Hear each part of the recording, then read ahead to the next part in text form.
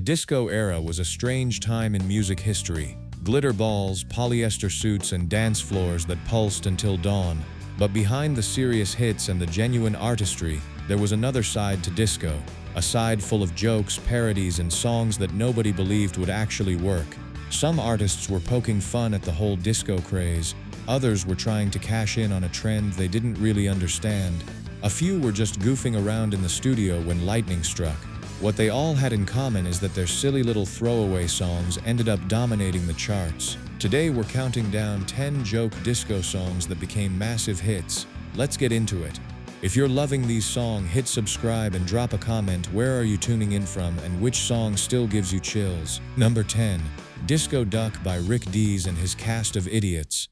The other night, all the ladies were Rick Dees was working as a morning DJ at WMPS Radio in Memphis in 1976 when he came up with what he thought was the dumbest idea of his career. Disco fever was sweeping the nation, and Dees figured the whole craze was ripe for parody.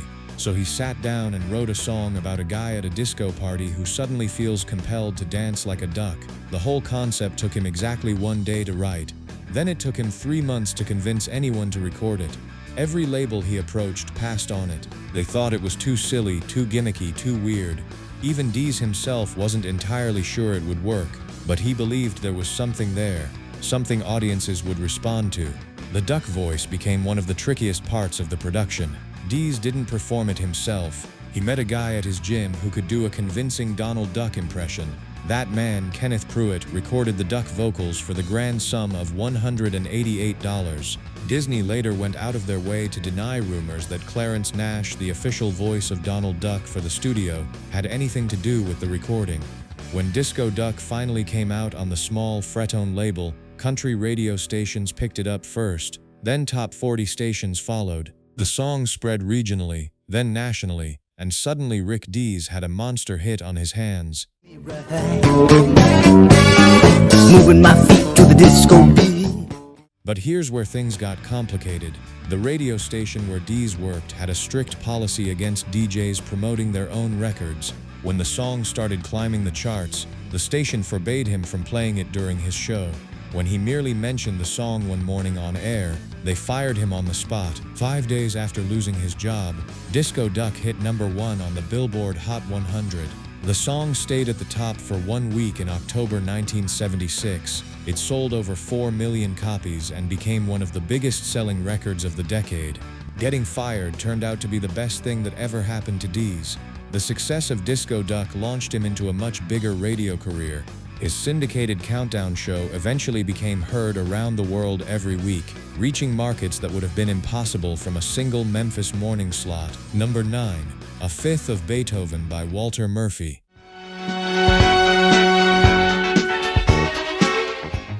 Walter Murphy was a 23-year-old musical prodigy in 1976 when he asked himself a question nobody else had thought to ask. What would happen if Beethoven liked disco?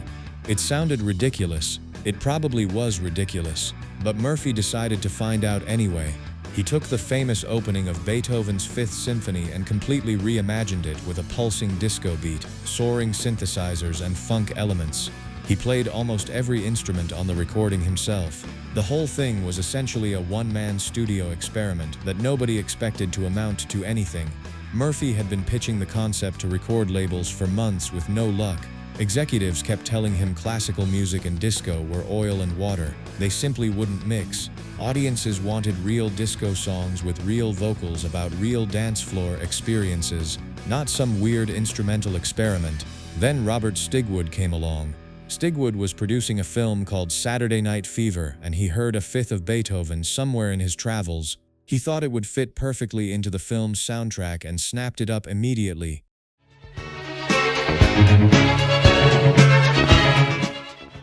The track became one of the standout instrumentals on what would become the best-selling soundtrack of the entire decade. Released as a single, A Fifth of Beethoven climbed steadily up the charts and hit #1 on the Billboard Hot 100 on October 9, 1976. It stayed at the top for 1 week. The success of A Fifth of Beethoven proved that disco could absorb anything thrown at it. Suddenly, classical pieces were being given the disco treatment by every studio musician with access to a synthesizer. Murphy himself followed up with disco versions of other classical works, but none reached the same heights. His career took an interesting turn after the disco era ended. He went on to compose music for television series, including extensive work on Family Guy and American Dad.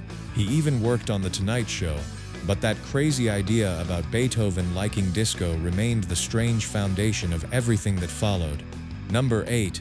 Disco Inferno by the Tramps.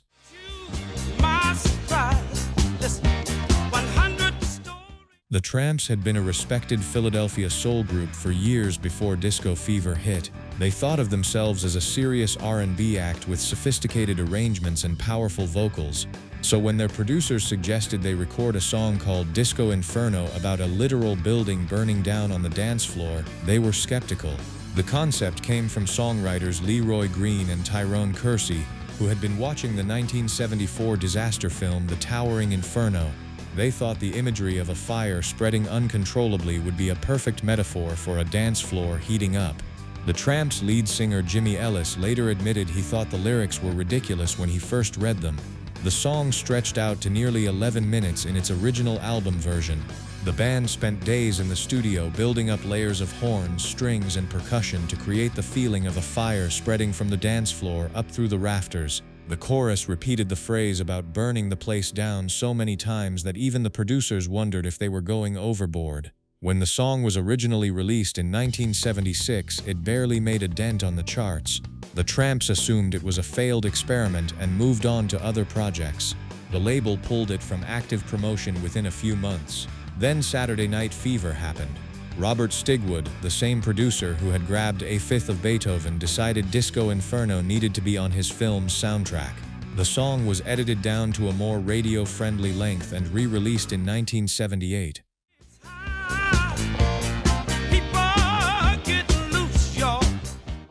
This time it caught fire, both literally and figuratively.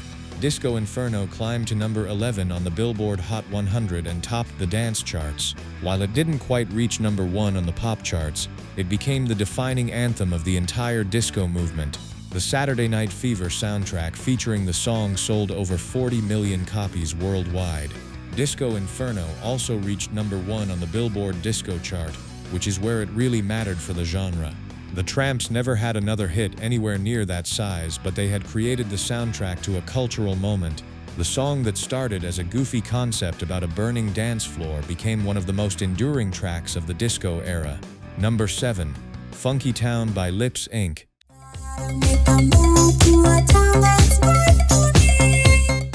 Steven Greenberg was a session musician from Minneapolis who hated his hometown. He wanted desperately to move to a more exciting city, somewhere with real music, real culture, real opportunities. So in 1979, he sat down and wrote a song about his fantasy of escaping to a better place. He called it Funky Town. The song was almost entirely a studio creation. Greenberg played most of the instruments himself and used early synthesizers to build the distinctive bouncing bass line. The robotic vocoder voice that opens the track was a deliberate joke. Greenberg thought it sounded so artificial and ridiculous that it would either make the song or completely sink it. For the lead vocals, Greenberg called in his friend Cynthia Johnson, a former Miss Black Minnesota who sang in a local band. She came into the studio, recorded her parts in a single afternoon, and went home. She didn't think much would come of it. Greenberg created a fake band called Lips Inc. to release the song under. There wasn't really a Lips Inc., it was just Greenberg and whoever happened to be in the studio that day. He thought a fake band name would help the song stand out from all the other disco releases flooding the market. Released in March 1980, Funky Town climbed slowly at first, then it exploded. The song hit number 1 on the Billboard Hot 100 in May 1980 and stayed there for 4 weeks.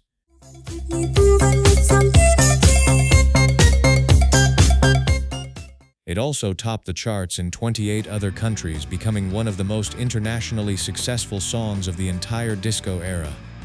The song became a strange artifact of disco's final moments. By the time it hit number 1, the Disco Demolition Night riot had already happened in Chicago. Disco was being declared dead in publications across America. Yet here was Funky Town, a song that was more disco than disco, dominating the charts months after the genre was supposedly buried. Greenberg used the royalties from the song to do exactly what the lyrics described.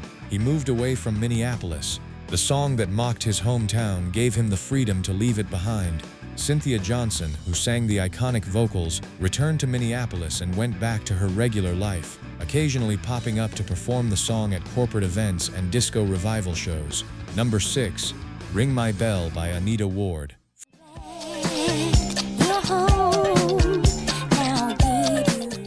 Frederick Knight wrote Ring My Bell in 1975 as a song for an 11-year-old singer named Stacy Lattisaw. The original lyrics were completely innocent, about kids talking on the phone and ringing each other's doorbells after school. It was meant to be a wholesome teen pop song, but Lattisaw's contract with one label fell through, and the song sat unused for several years. By 1979, the disco craze was at its peak, and Knight was working with a new singer named Anita Ward. She was a former schoolteacher from Memphis who had recorded one album that went nowhere. Her label was about to drop her. Knight pulled out the old Ring My Bell lyrics and decided to repurpose them. He kept the basic structure but rewrote the verses to be much more suggestive. Suddenly, the innocent song about kids on the telephone became a much more adult invitation. Ward was reportedly uncomfortable with some of the changes but went along with it because she needed a hit to save her recording career.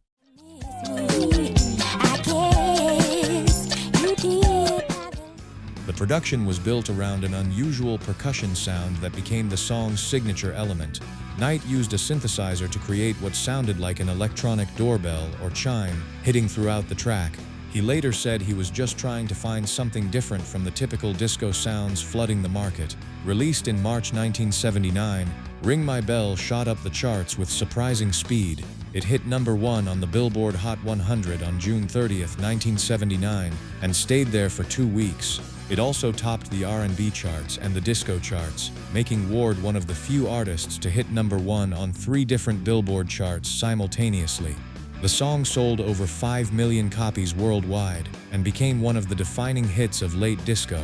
Anita Ward toured the world performing it, but never managed another major hit. She quickly returned to her career as a schoolteacher, occasionally emerging for disco revival concerts and oldies shows. The song that was rewritten in a hurry to save her career became the only thing most people would ever remember about her. Enjoying this musical video? Subscribe and turn on the bell. It's the only way to catch our next deep dive into the music you grew up with. Number 5, The Hustle by Van McCoy.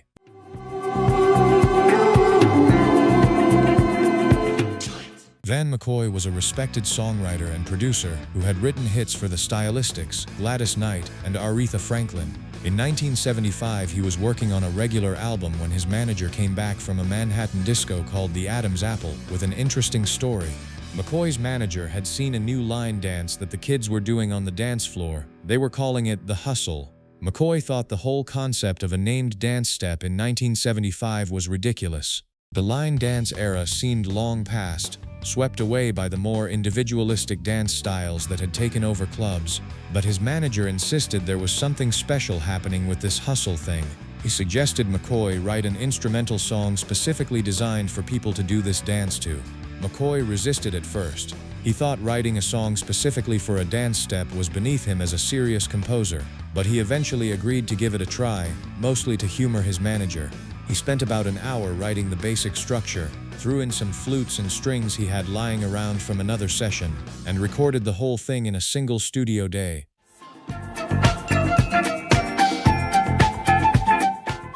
He didn't even consider it a real song. The track was tossed onto an album called Disco Baby almost as filler. McCoy genuinely believed nobody would notice it. The label heard something different. They released The Hustle as a single in April 1975, and it took off immediately. The song hit number 1 on the Billboard Hot 100 in July of that year and stayed there for 1 week. It sold over 1 million copies in the United States alone and won the Grammy Award for Best Pop Instrumental Performance. The song popularized the actual hustle dance to such an extent that dance studios across America had to start offering classes to keep up with demand. Suddenly, everyone wanted to know how to do the hustle, and McCoy's instrumental became the unofficial soundtrack to disco dance instruction. Tragically, McCoy didn't get to enjoy his success for long. He died of a heart attack in 1979 at just 39 years old. The song he had thrown together in an afternoon as a favor to his manager remained the defining piece of his career. Number 4. Macho Man by the Village People.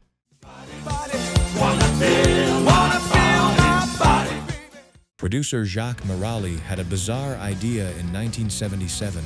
He wanted to create a fake band built entirely around stereotypical macho characters: a construction worker, a cop, a cowboy, a soldier, an Indian chief, and a leather biker. The whole thing was designed as a satire of exaggerated masculinity, but Morali figured the over-the-top characters would also give the band a memorable visual identity. The first songs the Village People recorded were minor disco hits, but Macho Man was the one that broke them through to the mainstream. The lyrics were almost a joke, listing all the things that supposedly defined a macho man: the body, the muscles, the swagger. Lead singer Victor Willis delivered the lines with such over-the-top seriousness that listeners couldn't tell if it was meant to be parody or sincere celebration. The song was deliberately built around the simplest possible chorus, just the words "Macho Man" repeated over and over. Morali wanted something so catchy and simple that audiences would be chanting along by the second time they heard it.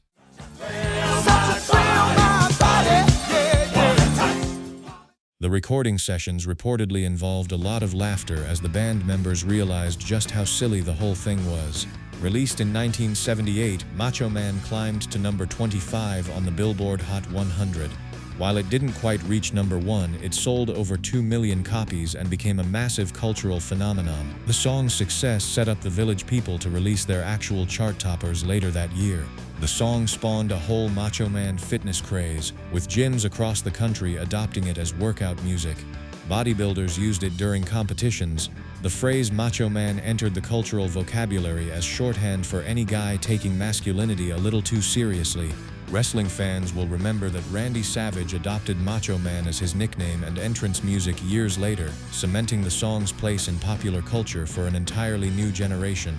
The Village People themselves continued to perform the song decades later, even as the original members rotated in and out of the group. Number 3. Stayin' Alive by the Bee Gees.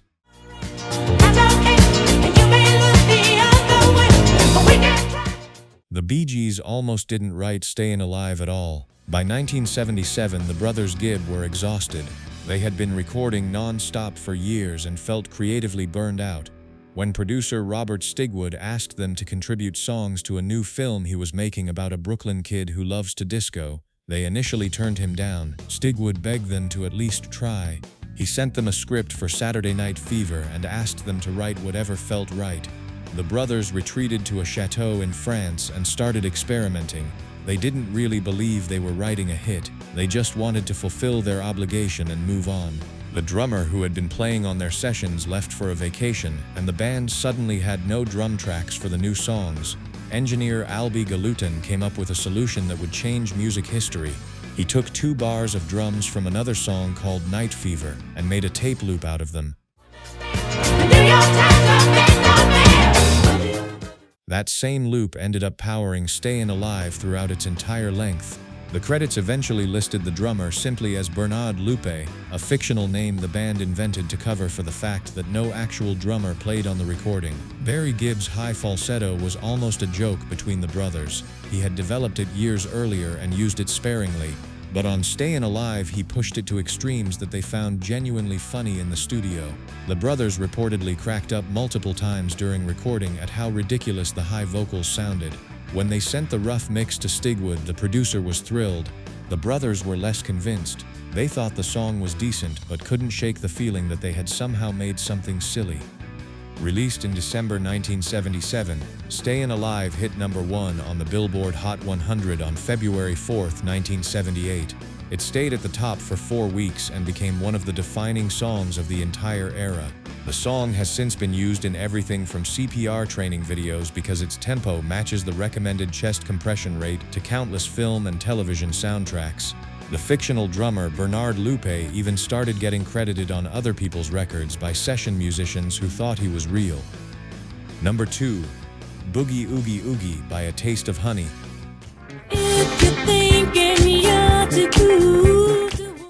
Janice Marie Johnson was working as a session bass player in Los Angeles in 1978 when she got tired of being treated badly at clubs. She had been playing a gig somewhere where the audience was rude and inattentive. On the drive home, she started complaining to her bandmate Perry Kibble about people who couldn't appreciate good music. Kibble suggested she write a song about it. Johnson started jotting down lyrics in a notebook, basically calling out audiences who didn't dance and didn't show appreciation for the band. The whole thing was meant as a sarcastic complaint, telling listeners that if they couldn't boogie, they should get off the dance floor. The song they wrote together became Boogie Oogie Oogie. The title was a deliberate joke. Johnson thought repeating the word boogie 3 times was so absurd that nobody could take it seriously. She figured the song would maybe become a regional dance floor curiosity at best. A Taste of Honey was a real band, but an unusual one for the disco era.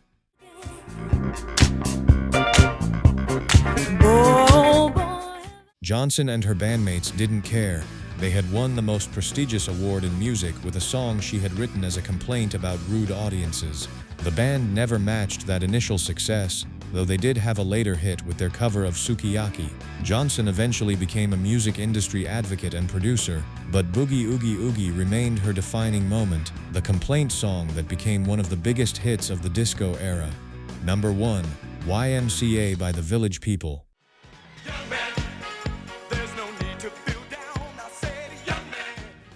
The Village People come in at number 1 because their second hit became the most enduring joke disco song ever recorded.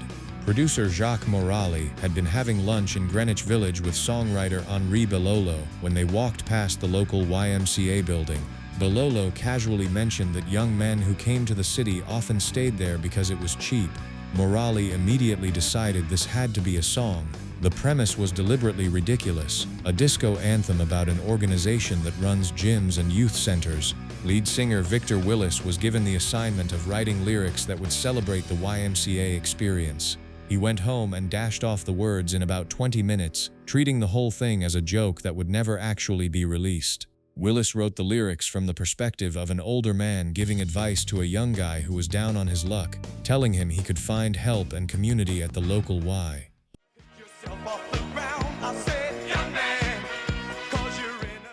The lyrics were genuinely sincere about the organization providing affordable housing and recreation, but the delivery and the disco production made the whole thing feel deliberately over the top. When the band performed the song, they decided to add hand gestures spelling out the letters Y, M, C, and A during the chorus. This wasn't part of the original recording. It started as a joke during a live television appearance, and audiences immediately began copying the moves. Within weeks, the hand gestures had become part of the song wherever it played. The actual YMCA organization was initially horrified. They considered suing the band for unauthorized use of their trademark and were worried the song would damage their reputation as a wholesome family institution. Then they noticed something strange. Membership applications started flooding in from all over the country. It became standard music at sporting events, weddings, bar mitzvahs, and political rallies. The hand gestures became automatic for entire generations. Even people who had never heard the song knew the dance moves. Morali later revealed that he and Belolo had been completely unprepared for the song's massive success. They had recorded it as a quick novelty track to follow up Macho Man, never imagining it would become one of the most recognizable songs in pop music history. The song that started as a casual lunch conversation became the ultimate disco joke that nobody could stop laughing along with. 10 songs that started as parodies, jokes, throwaway ideas, and sarcastic complaints. 10 songs that hit the top of the charts despite their creators' doubts. 10 songs that proved disco was a genre where the unexpected always seemed to win. The dance floor never cared whether something was supposed to be serious. It only cared whether the beat made you move. And these silly little jokes made millions of people move all over the world. If you enjoyed this trip through disco's accidental classics, hit that like button and subscribe for more music history. And let us know in the comments which of these disco joke songs did you remember dancing to when it first came out. Did you ever do the YMCA hand motions at a wedding? Have you ever found yourself unable to escape Funky Town playing in your head? Share your stories below. Thanks for watching. Thanks for rewinding with us. If this hit the right note, check out the videos on screen now and subscribe so you never miss another song from the golden age of music. Keep me moving, keep me moving with some